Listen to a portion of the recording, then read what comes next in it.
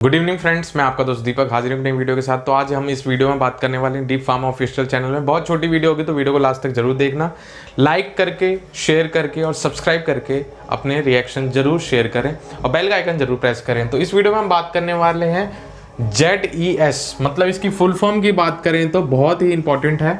Zollinger Allison syndrome क्या होता है, तो ये इसको देखेंगे और इस कंडीशन में क्या चीजें होती हैं ये सब जानेंगे। तो इस वीडियो को लास्ट तक जरूर देखें। तो जोलिंगर एलिसन सिंड्रोम होता क्या है बेसिकली, इस बारे में देखते हैं। तो सबसे पहले ये जो है, आपने पेनक्रियाज और स्मॉल इंटेस्टाइन के बारे में तो जरूर सुना होगा। बहुत, और ये ऑर्गन है और बहुत इंपॉर्टेंट है हमारे डाइजेस्टिव और इंसुलिन को रिलीज करने के लिए। तो जो जोलिंगर एलिसन सिंड्रोम है, ये एक तरीके का गैस्ट्रोनोमा है। गैस्ट्रोनोमा मतलब एक तरीके का कैंसर है, और ये कैंसर हमारे पेनक्रियाज है, upper part of the small intestine जो है उसमें ये ट्यूमर हो जाता है। अब इस ट्यूमर में होता क्या है बेसिकली, तो जैसे मैंने बताया, upper part of small intestine या ड्यूडेनम या पेनक्रियाज जो है, पेनक्रियाज में ट्यूमर पैदा होता है।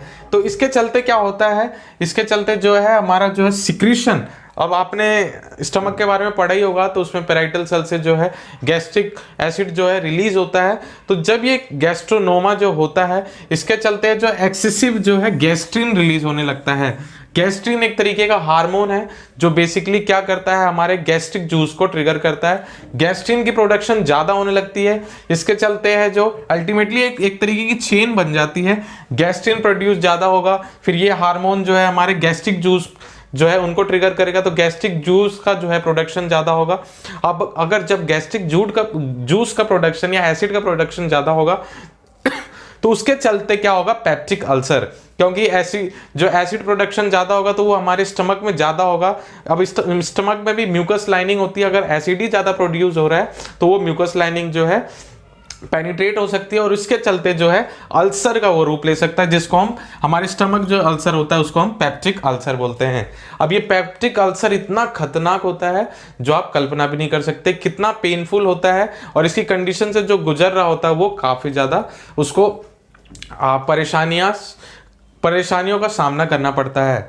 तो आपने देखा गैस्ट्रिन जो है, ये ट्यूमर के चलते जो है गैस्ट्रिन का प्रोडक्शन बढ़ता है। फिर गैस्ट्रिन जो है हमारे गैस्ट्रिक जूस का प्रोडक्शन बढ़ाती है, और गैस्ट्रिक जूस का जब प्रोडक्शन ज़्यादा होता है तो due to this cause peptic ulcer. अब पेप्टिक अल्सर जब बढ़ेगा तो यही एक तरीके की कंडीशन पैदा होती है जिसको हम बोलते हैं जोलिंगर एलिसन सिंड्रोम। अब ये जैसे मैंने बताया, ये एक तरीके गैस्ट्रिनोमा है।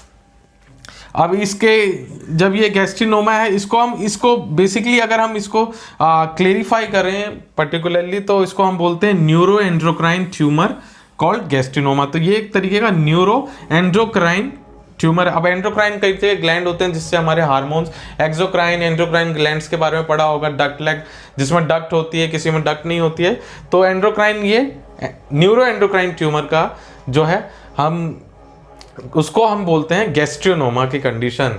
तो जोलिंगर एलिसन सिंड्रोम जो है ये गैस्ट्रिनोमा की जो कंडीशन हो जाती है, और उसके चलते जो है पेप्टिक अल्सर कॉज होता है। तो इसी पूरे सिंड्रोम को, इसी पूरे सिम्टम को हम बोलते हैं जोलिंगर एलिसन सिंड्रोम।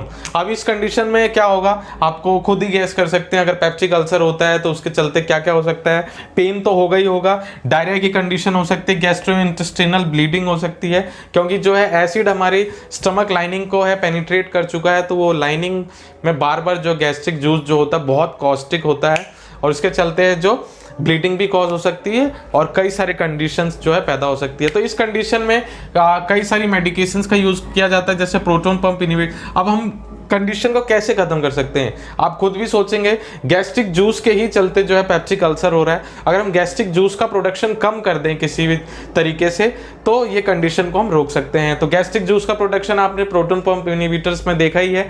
जो प्रोटॉन पंप इनहिबिटर्स होते हैं, प्रोटॉन को इनहिबिट करते हैं, जिससे पेराइटल सेल से जो रिलीज होता है, और इसके चलते जो गैस्ट्रिक जूस है, गैस्ट्रिक एसिड है, उसका प्रोडक्शन कम हो जाता है। तो ये सारी मेडिकेशंस यूज की जाती है। और इसकी डायग्नोसिस की बात की जाए तो इसको डायग्नोस हम दो तरीके से कर सकते हैं, सीटी स्कैन के तरीके या जो MRI है, और इसके जरिए हम लोकेट कर सकते हैं कि वो गैस्ट्रिनोमा है कहाँ। और उसके बाद जो है अगर वो गैस्ट्रिनोमा है तो कीमोथेरेपी जैसी जो है प्रोसीजर्स का इस्तेमाल किया जाता है उसको ट्रीट करने के लिए, या उसको रिमूव कर दिया जाता है जिससे वो कंडीशन को ठीक किया जा सके।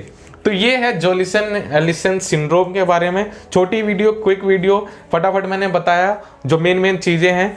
कैसी लगी वीडियो जरूर शेयर करें, अपनी सुझाव को कमेंट बॉक्स में जरूर बताएं और ऐसी वीडियोस को देखते रहें हमारे डीप फार्मा ऑफिशियल चैनल पे और हमारी वेबसाइट पे जरूर विजिट करें जो कि है deepfarma.in। इस वेबसाइट पे मैंने कई सारी क्विज को अपलोड किया हुआ है, उन क्विज को जाके आप देखिए, अटेम्प्ट कीजिए, अपनी नॉलेज को बढ़ाइए, अपने सजेशन शेयर करते रहिए। आज के लिए बस इतना ही। वीडियो को देखने के लिए आपका बहुत बहुत धन्यवाद। Thank you so much. Good bye.